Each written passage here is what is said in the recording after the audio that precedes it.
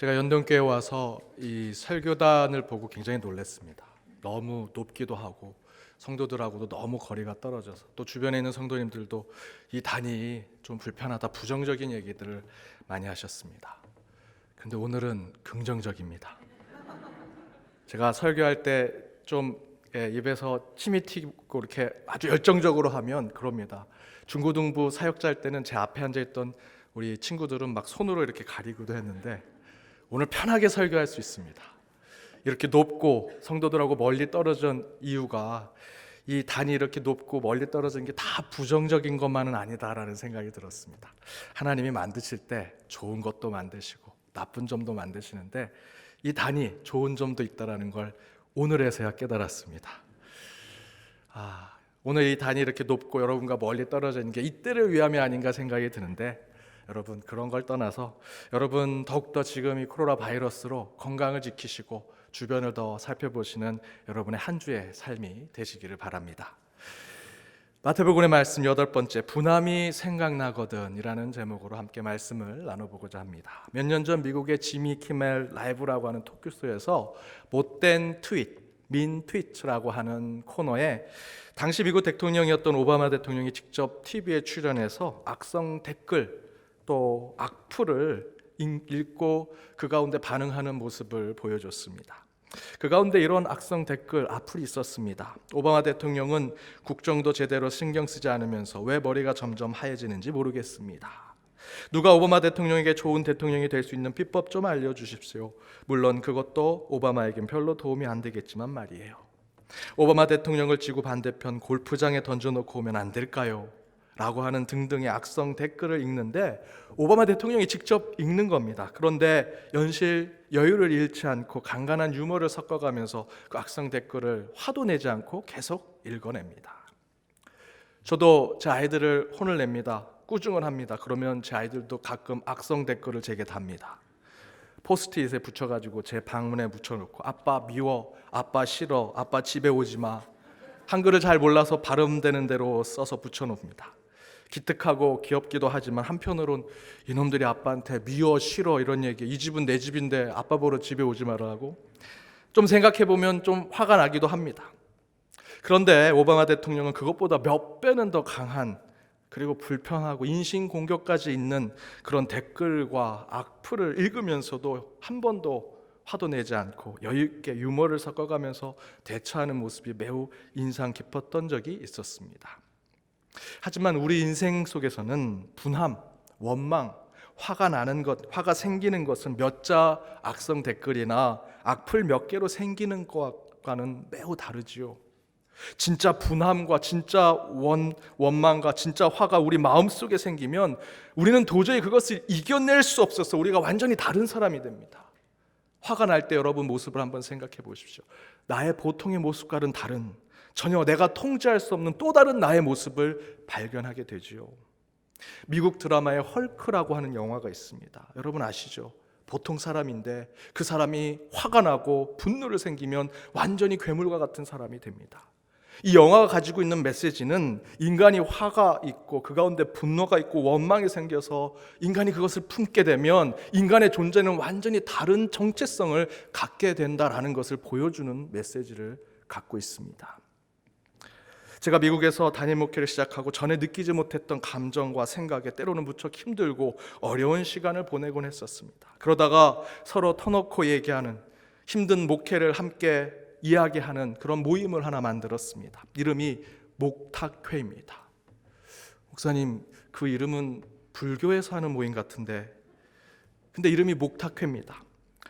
제가 전에 했던 교회 장로님과 교인들에게 저 목탁회 모임 다녀오겠습니다 하면 아니 왜 목사님 불교 모임을 가십니까? 걱정하십니다. 그럼 제가 설명해 드립니다. 목탁회는 목탁을 치는 모임이 아니고요, 목회자 탁구 선교회입니다. 우리 탁구를 치는 목사님들 함께 모여서 친교를 나누는 모임입니다. 이름이 조금 특이하지만 이 목탁회 모임에 오면 많은 목사님들이 함께 이야기하면서 친교하면서 그 교제 가운데 치유와 회복을 얻으십니다. 새벽기도 끝나고 함께 모여서 탁구 한 2시간, 3시간 치고 함께 점심 먹고 커피 한 잔 마시면서 한 주 목회하다가 어려웠던 점, 고민되는 점을 이야기하면서 누구에게도 얘기하지 못한 이야기를 서로, 그 목회자들끼리 서로 나누면서 회복을 얻습니다. 그때 한 목사님께서 눈물을 흘리면서 이런 얘기를 하셨습니다. 한 장로님께서 당회 때마다 괴롭히는 겁니다. 예배 시작하기 전후로 말씀에 집중하지 못하도록 계속 힘들게 만듭니다. 뒤에서 성도들에게 목사를 이간질하고 비난하고 욕하는데, 또 성도들은 뒤에서 이렇게 얘기합니다. 목사가 나가든지 장로가 나가든지 해야 교회가 살 것 같다. 그 말을 들으면서 그 목사님은 자기를 이해해 주지 못하는 성도들에게 화가 나고, 자기를 매번 괴롭히고 힘들게 하는 장로에게 분이 쌓이고, 마지막에는 자기에게 목회자가 되라고 소명을 준 하나님께 원망이 되더라 라는 얘기를 합니다.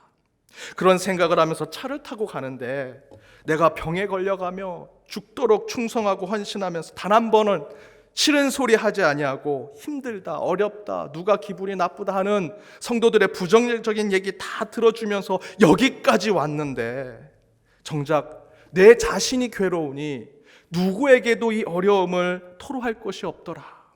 그러면서 자기 자신한테 너무 화가 나서 분함이 생기는데, 그 분함을 생기는, 그 원망이 생기는 자신의 모습을 보니 자신이 생쥐처럼 작아 보이더라 라고 얘기하는데, 함께 듣는 모든 목회자들이 동감하면서 눈물을 흘렸습니다.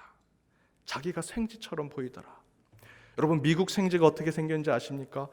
요 엄지손가락만 합니다. 눈에 그냥 굴러다니는 먼지, 이 뭉탱이처럼 보이는데, 그 작은 먼지처럼 보이는 게 생쥐입니다. 이 목사님이 하나님께 거룩한 소명을 받았는데, 그 분함이 생기고 괴로움을 겪으면서, 어려움을 겪으면서 자신이 작은 생쥐, 먼지밖에 되지 않는다라고 얘기하더라는 것이죠. 이렇게 가운 입고 거룩한 목소리로 마치 거대한 어떤 영적 존재처럼 제가 여러분께 설교하고, 목회자들이 그런 모습을 보이지만, 목회자들도 그런 분함이 생기고 원함을 갖게 되고 그 가운데 화가 그 마음속에 있게 되면 생쥐와 같은 존재가 되라는 것입니다. 여러분, 목회자가 슈퍼맨이 아닙니다. 목회자가 헐크와 같은 존재가 되는 것이 아닙니다. 우리도, 인간도, 또 목회자도 동일한 인간처럼 이 안에 분함이 생기면 생쥐 같은 존재가 된다, 먼지도 아닌 그런 존재가 된다는 마음을 갖게 됩니다. 물론 당연히 여러분도 그런 분함과 원함과 또 화가 있으리라 생각이 듭니다. 이에 빌 하이베스 목사님은 저와 여러분이 느끼는 그 분함, 원망, 화에 대해서 세 가지 이유를 이야기합니다. 첫 번째는 예기치 못한 나쁜 소식을 들었을 때 우리는 분함을 갖게 되고 화를 품게 된다라고 얘기합니다. 최근 우리 성도님들의 가정에 뜻하지 않는 질병, 암의 진단을 받고 천천병력과 같은 그 소식을 전해 듣게 되는 상황들을 보았습니다. 저도 그 소식을 전해 들으면 그날 하루 마음 한구석이 먹먹합니다.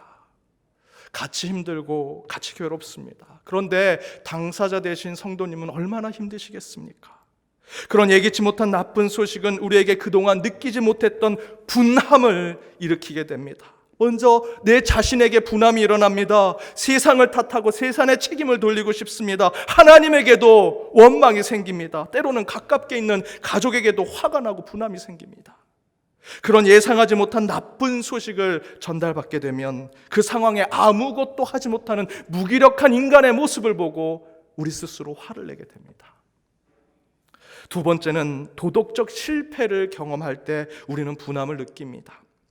철학자 케르케고르는 인간의 삶을 세 단계로 나눕니다. 미적인 단계, 윤리적인 단계, 종교적인 단계. 그 미적인 단계라는 것은 아름다움을 추구하는 인간의 단계를 얘기합니다. 곧 인간의 아름다움이란 인간의 감정과 인간의 생각을 만족하게 만드는 상태를 말하지요. 다른 표현으로 얘기하면 쾌락을 추구하는 인간의 삶을 얘기합니다. 인간의 감정과 생각을 만족하게 하는 상태. 어떤 것이 아름답고 또 마음에 만족을 주게 되면 인간은 쾌락을 경험하게 된다는 것입니다. 그런데 문제는 이 땅의 아름다움과 이 땅에 만족을 주는 그것을 추구하려고 하면 끝이 없다는 것이지요.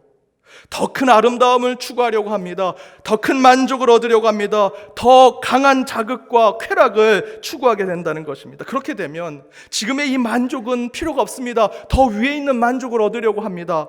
그 만족을 더욱더 채우려고 하지만 채워지지 않을 때 우리 인간이 느끼는 것은 권태스러움입니다. 뭐가 더 나를 채워줄 수 있을까?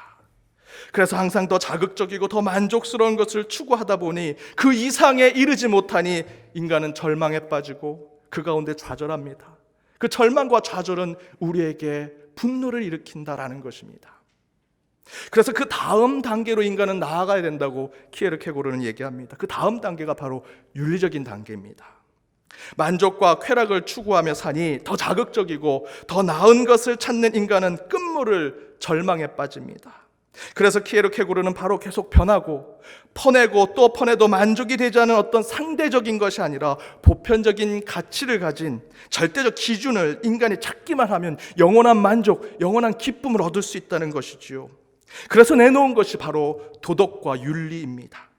인간은 오감을 만족하는 아름다움과 쾌락을 추구하다가 권태와 절망에 빠지게 되지만 그런 감정을 자극하는 것이 아니라 내 삶을 지키고 유지하는 착한 삶, 선한 인생을 도덕과 윤리로 살아내면 인간은 보편적인 기쁨, 보편적인 만족을 얻고 살아갈 수 있다는 것입니다. 그래서 키에르케고르는 도덕적인 인간을 이야기합니다. 그러나 그 도덕적인 인간의 삶도 문제가 있습니다. 여러분, 내가 도덕과 윤리를 잘 지켜서 살았습니다. 착한 삶, 선한 인생을 사는데 내 옆에 있는 사람은 도덕과 윤리 지키지 않는데 더 부자가 됩니다. 더 잘 삽니다. 더 떵떵거리며 삽니다. 그때 우린 이런 생각을 하죠. 내가 지킨 도덕과 윤리가 의미가 있는가? 그 가운데 우리는 불안해합니다. 허무에 빠집니다. 내가 지킨 도덕과 윤리가 무슨 의미가 있어? 그거 지켜도 이렇게 가난하고 이렇게 힘들게 사는데, 그거 지키지 않은 사람이 더 잘 나가는데, 그 가운데 우리는 원망하고 분노를 하게 됩니다. 이렇게 키에르케고르의 말처럼 인간은 도덕과 윤리를 지키며 선하고 착하게 살길 원하는 도덕적인 인간의 모습을 가지고 있습니다. 그러나 그 도덕적인 삶을 실패하게 될 때 우리 인간은 분함과 화를 경험하게 됩니다. 먼저는 내 자신이 도덕적인 인간이 아니라는 것을 깨달았을 때 우리는 내 자신을 향해서 화를 냅니다. 또한 나는 도덕적인 삶을 잘 지키고 살았는데 옆에 있는 사람, 이웃이 도덕과 윤리 없이도 더 잘 살고 더 떵떵거리며 사는 모습을 볼 때 내가 계속 도덕을 지켜도 되는가? 내 도덕적인 인간의 삶을 지켜도 되는가? 유지해도 되는가? 오히려 도덕과 윤리를 지키는 것이 바보스러운 삶이 아닌가? 라는 불안과 걱정 가운데 끝내는 우리 가운데 분노와 화가 나타나게 된다는 것입니다. 그리고 마지막 세 번째는 하나님이 없다는 경험을 할 때 우리는 원망과 분함과 화를 생각한다는 것입니다. 세상적 기준으로 말씀드린다면 공평한 세상이 되지 않았을 때 우리는 이렇게 생각하죠. 그래도 세상이 공평하다. 왜? 그래도 절대자가 있고 창조자가 있고 이 세상을 만든 사람이 있으면 우리는 다 공평하게 될 거야 라고 생각합니다. 그런데 그것이 깨질 때 하나님이 있는 것이할까? 절대자가 있는 것일까? 라는 생각으로 우리는 분함과 화를 생각하게 된다는 것입니다. 미국 이민교회에서 청년들과 대화하던 중에 야, 영어로 수업 듣는 게 참 힘들지? 라고 제가 물었습니다. 그랬더니 한 청년이 영어보다 우리나라 대통령을 설명하는 게 너무나 힘들어요. 그래서 무슨 얘기냐라고 물었습니다.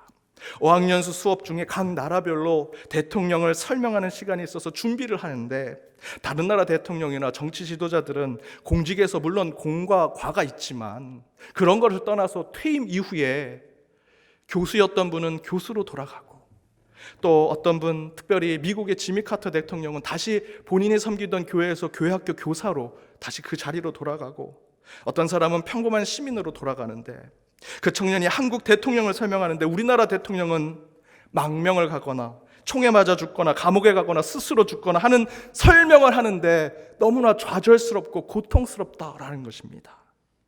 왜 그런 역사가 반복이 될까? 그런 지도자를 믿고 대통령을 세웠는데 공평하지 않더라는 것입니다. 공정하지 않더라는 것입니다. 모든 백성을 똑같은 마음으로 헤아리고 살피지 않더라는 것입니다. 그래서 백성들의 분함이 표출이 되고 그의 국민들이 화를 내서 세상에 뛰쳐나오니 그런 역사가 반복되더라. 그런데 여러분, 우리는 그런 마음을 때로는 정치인이 아니라 하나님에게 두고 생각할 때가 너무나 많습니다.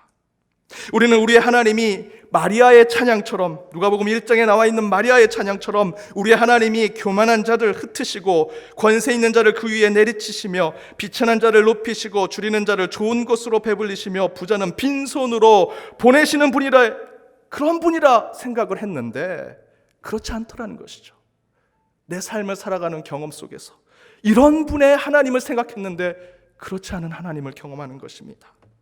하나님이 계심에도 불구하고 불의한 자들이 득세합니다. 악인들이 승리하고 죄인들이 떵떵거리며 세상을 차지하며 살아가니 우리는 분할 수밖에 없고 화가 날 수밖에 없더라는 것입니다. 그리고 우리는 이렇게 외칩니다. 하나님이 계시기는 한 건가? 병에 걸렸습니다. 그런데 담배 피고 술 먹고 몸 마음대로 굴리는 저 사람은 건강하게 살아가는데, 저 기도 잘하고 신앙생활 잘하고 믿음생활 잘했습니다. 그런데 왜 하나님 제가 병에 걸립니까? 왜 우리의 회사가 망합니까? 내가 이렇게 좌절스러운 길을 걷습니까? 왜 접니까? Why me? 하나님 계시기는 한 겁니까? 내가 믿는 하나님이 있기는 하신 겁니까? 우리는 하나님이 없다는 경험을 할 때 분노하게 됩니다. 원함을 갖게 됩니다. 그러나 여러분, 분명한 사실은 분함과 화를 내는 것은 우리 믿는 자들이 가져서는 안 되는 것입니다. 화를 낼 수 있지요. 분함을 표현할 수 있습니다. 우리 인생이 마냥 좋고 잘 되는 것만은 아니기 때문에 화를 낼 수밖에 없고 분함을 표현할 수밖에 없습니다. 그러나 성경은 이렇게 증거합니다. 에베소서 4장 26절에 27절입니다. 함께 읽겠습니다. 분을 내어도 죄를 짓지 말며 해가 지도록 분을 품지 말고 마귀에게 틈을 주지 말라. 분함과 원망과 화를 낼 수는 있지만 죄를 짓지 말라고 얘기하십니다. 세상 살 때 원한이 있죠. 분노가 있을 수 있습니다. 하지만 성경이 이야기하는 것은 너 화낼 수 있어, 분노할 수도 있어, 하지만 죄를 지어서는 안 돼 라고 말씀하고 있습니다.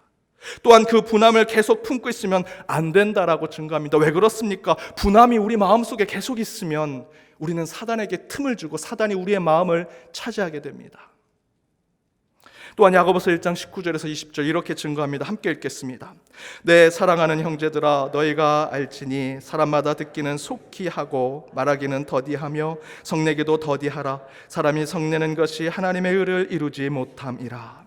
야고보 사도는 우리가 분함을 생각하고 화를 내는 것은 하나님의 의를 이루지 못하는 것이라고 말씀하고 있습니다. 따라서 우리가 인간적으로 분함을 생각하고 화를 낼 수는 있지만 그것이 절대로 오래가면 안 됩니다. 또한 성내고 화내는 것이 우리 믿는 자들의 보통의 삶이 돼서는 안 된다라는 것이지요. 그렇다면 그런 분함을 생각하고 화를 내는 삶이 나를 지배할 때 우리는 그것을 어떻게 극복하고 어떻게 참된 하나님이 원하시는 신앙의 삶을 살아갈 수 있을까? 그 첫 번째는 먼저 우리의 마음을 다스려야 한다라는 것입니다. 분함이 생각나거든 먼저 마음을 다스려라. 오늘 본문 21절에서 살인하지 말라, 누구든지 살인하면 심판을 받게 되리라 라고 증거합니다. 그러나 많은 성경의 주석들, 성경을 강해하는 설교가들은 이 21절에서 살인하지 말라라는 것은 진짜 사람을 죽이는 것뿐만 아니라 마음으로 살인하는 것까지 하지 말라는 증거라고 이야기합니다. 요한 1서 3장 15절에 이렇게 증거되어 있습니다. 그 형제를 미워하는 자마다 살인하는 자니 살인하는 자마다 영생이 그 속에 거하지 아니하는 것을 너희가 아는 바라.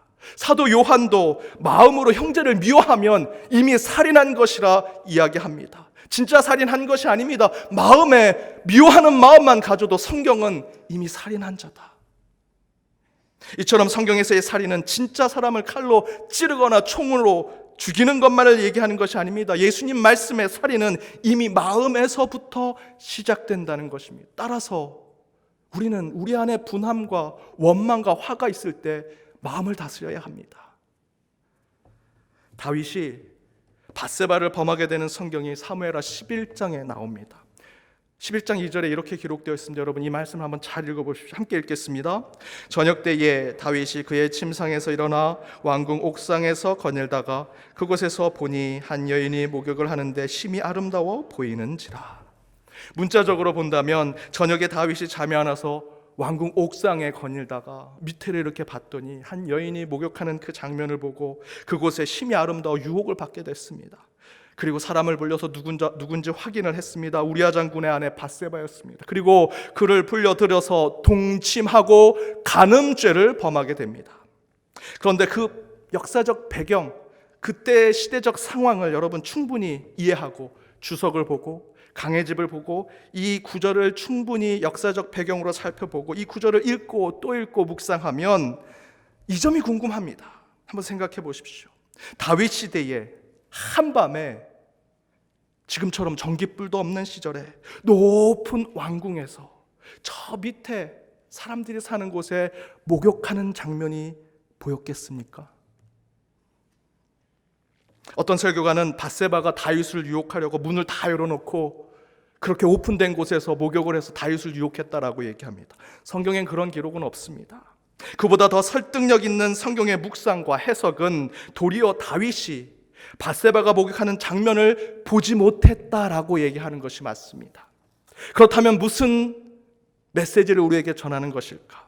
다윗이 밧세바의 목욕의 장면을 직접 보지 못한 것, 그것은 곧 오늘 이 11장 2절의 기록은 이미 다윗이 밧세바를 범하고자 하는 마음을 품고 있었다라는 것을 수사적으로 보여주는 구절입니다.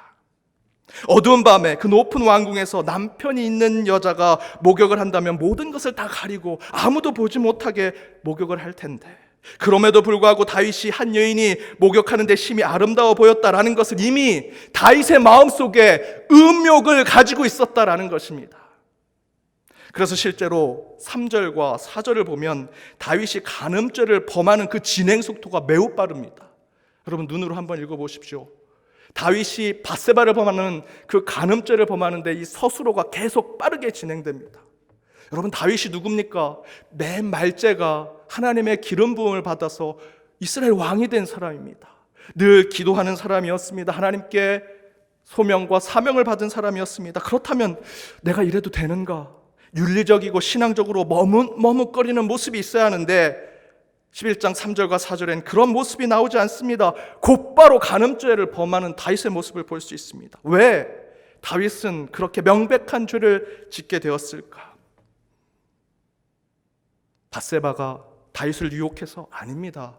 다윗의 마음에 이미 죄가 들어있는 것입니다. 다윗은 자신의 마음을 다스리지 못한 것입니다. 이처럼 내 마음을 다스리지 못하면 우리는 그 분함에 죄를 짓게 되어 있습니다. 사랑하는 여러분, 세상 사는데 분한 일 있지요. 화가 납니다. 하지만 믿는 자라면 분함이 생각나거든 생각나는 대로 행동해서는 안 됩니다. 먼저 여러분의 마음을 다스려야 합니다. 바울은 분함이 나는 우리에게 이렇게 충고합니다. 빌립보서 4장 6절에서 7절입니다. 함께 읽겠습니다. 아무것도 염려하지 말고 다만 모든 일에 기도와 간구로 너희 구할 것을 감사함으로 하나님께 아뢰라. 그리하면 모든 지각에 뛰어난 하나님의 평강이 그리스도 예수 안에서 너희 마음과 생각을 지키시리라. 분함과 화가 마음에 있거든 그 모든 것을 기도와 간구로 하나님께 아뢰십시오. 그리하면 하나님의 평강이 예수 그리스도 안에서 우리의 마음, 우리의 생각을 지켜주신다고 약속해주고 계십니다. 분함과 화를 인간적으로 여러분 풀려고 하면 풀려집니까? 화가 납니다. 원망이 생깁니다. 분노가 생깁니다. 여러분 인간적으로 풀어보려고 수고하셨잖아요. 노력하셨잖아요. 풀어집니까? 해결됩니까? 그런 적이 없습니다. 그 모든 것 하나님께 맡기십시오. 그때 우리 주님께서 우리의 마음을 지켜주신다라고 약속해주고 계십니다. 두 번째는 분함은 그 즉시 풀어야 한다는 것입니다. 분함이 있을 때 그 즉시 풀어야 한다. 23절과 24절에 이렇게 기록되어 있습니다. 우리 함께 읽어보겠습니다. 그러므로 예물을 제단에 드리려다가 거기서 내 형제에게 원망 들을 만한 일이 있는 것이 생각나거든 예물을 제단 앞에 두고 먼저 가서 형제와 화목하고 그 후에 와서 예물을 드리라. 예배를 드리러 가다가 형제와 원망될 일이 있으면, 화가 생기고 그 가운데 분함이 생각나면 그 예물을 제단 앞에 두고 즉시 먼저 그 형제에게 찾아가서 서로 화해하고 용서를 구하라 라는 말씀입니다. 또한 25절 앞부분에 보면 더 직설적으로 얘기합니다. 너를 고발하는 자와 함께 길에 있을 때 급히 사화하라. 서로 용서를 구하고 화해하라는 것입니다. 고발하고 소송하고 싸우고 다투던 자가 옆에 있습니다. 너 다음에 보면 나한테 죽어. 다음에 볼 필요 없습니다. 그 자리에서 화해하고 서로 용서하고 서로 관계를 회복하라는 말씀입니다. 제 아버님이 제가 어렸을 때 훈육으로 사랑의 매를 때리십니다. 그 매가 정말 아픕니다. 그러면 그날 저녁에 계속 훌쩍훌쩍거리면서 잠을 잡니다. 아버지가 밉기도 하고 진짜 아버지인지 막 이런 생각도 들고. 그럼 저희 아버님이 잠깐 밖에 나와서 저한테, 여러분 기억하실지 모르지만 아몬드 초콜릿 기억하십니까? 그땐 참 그게 귀했습니다. 그거 사 먹기 힘들었는데 그 아몬드 초콜릿, 그 안에 아몬드가 들어있는 그 6개 들어있는 그 초콜릿을 제가 자는 머리맡에 쏙 넣어주십니다. 그러면 아버지께 그렇게 모질게 맞았던 매가 싹 풀립니다. 제가 그때는 그 아버지의 마음이 잘 이해가 안 됐는데 제가 이제 아버지가 되니까 그 마음이 그대로 생각이 듭니다. 저도 똑같이 아이들을 훈육하고 매를 때리면 제가 제일 마음이 아픕니다. 내 자식을 매를 때리는 게. 그러면 그걸 풀어주려고 저도 똑같이 아버지한테 배운 대로 초콜릿을 갖다 주면 제 자녀들은 아빠 나 초콜릿 많고 치킨 먹고 싶어. 애들은 금방 풀립니다. 때린 제가 마음이 꽁해서 힘들어지는 거죠. 여러분, 우리 안에 분함이 있고 원망이 있고 화가 있으면 그 즉시 풀어야 됩니다. 왜 아이들이 더 밝고 더 긍정적으로 살아갑니까? 우리 아이들은 그 분함과 화를 금방 풀어내기 때문입니다. 앞에서 읽었던 에베소서 4장 26절에 27절에 분을 내어도 죄를 짓지 말며 해가 지도록 분을 품지 말고 다윗에게 틈을 주지 말라라고 얘기하십니다. 분을 내어도 죄를 짓지 말아야 합니다. 그 다음에 중요한 것이 있습니다. 해가 질 때까지 분을 품지 말라고 성경은 증거합니다. 화낼 수 있지요. 분함을 생각할 수 있습니다. 그러나 그것이 오래 가서는 안 됩니다. 더 나아가서는 그 분노와 화를 곧바로 푸는 자가 되어야 한다는 것입니다. 실제로 미국에서 있었던 일입니다. 아들이 아버지에게 고등학교 선물로 자동차를 사달라고 했습니다. 그런데 아버지가 아들 졸업식 때 선물을 주는데 그 선물이 자동차가 아니라 성경책이었습니다. 그 성경책을 보고 아들이 그 성경을 집어던지고 집을 나가버렸습니다. 2년 동안 연락도 하지 않았습니다. 그 사이에 아버지는 마음이 힘들고 괴로워 돌아가시게 되었습니다. 아들이 아버지 장례식이 돼서야 오게 되었습니다. 슬퍼하며 아버지 유품 가운데 자기 졸업 때 선물로 준 성경책을 펴보게 되었습니다. 그런데 그 성경책 안에 자동차를 구입할 수 있는 수표와 축하 카드가 들어있는 것을 그때서야 발견하고 오열을 합니다. 분함이 있었어도 그래도 아버지인데 곧 풀고자 하고 화해하고자 했다면 아버지의 임종도 보지 못하고 그렇게 아버지를 떠나보내지 않았을 텐데, 더 중요한 것은 원망과 분노의 마음을 다스리고 조금만 차분하게 접근했다면 아버지의 본심을 알았을 텐데 계속해서 그 분노와 화를 마음에 품고 있으니 사람도 잃고 사랑도 잃는 모습을 보게 됩니다.